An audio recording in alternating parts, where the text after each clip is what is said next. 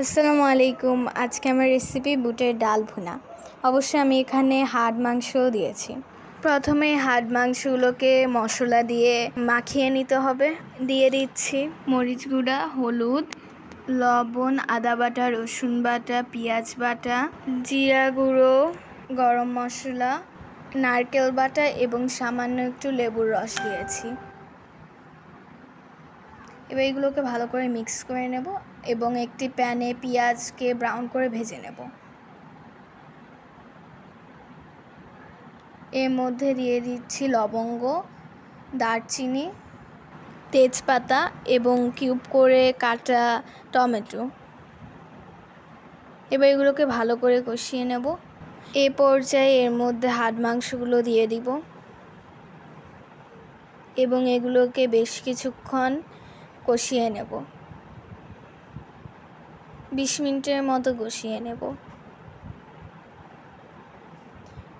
কষানোর পর এগুলো প্রায় সিদ্ধ হয়ে আসবে এবং এরপর একটু পানি দিয়ে দেবো বাকিটা সিদ্ধ হয়ে যাওয়ার জন্য। এবং এখানে দিয়েছি আগে থেকে ভিজিয়ে ধুয়ে রাখা বুটের ডাল। ডালগুলো 5 থেকে 6 ঘন্টা ভিজিয়ে রাখতে হবে, এতে তাড়াতাড়ি সিদ্ধ হয়ে যাবে ডালগুলো, বেশি সময় লাগবে না।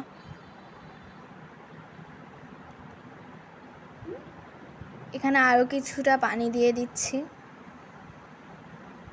এবার মাঝারি আঁচে 30 মিনিটের মতো সিদ্ধ করব। যখন ডালগুলো সিদ্ধ হয়ে আসবে তখন এর মধ্যে কিউব করে রাখা টমেটো এবং কাঁচামরিচ দিয়ে দিচ্ছি। তাছাড়া এখানে ধনিয়া পাতাও দিয়েছি। এবার পেঁয়াজ আর কাঁচামরিচকে একটু ফ্রাই করে নেব।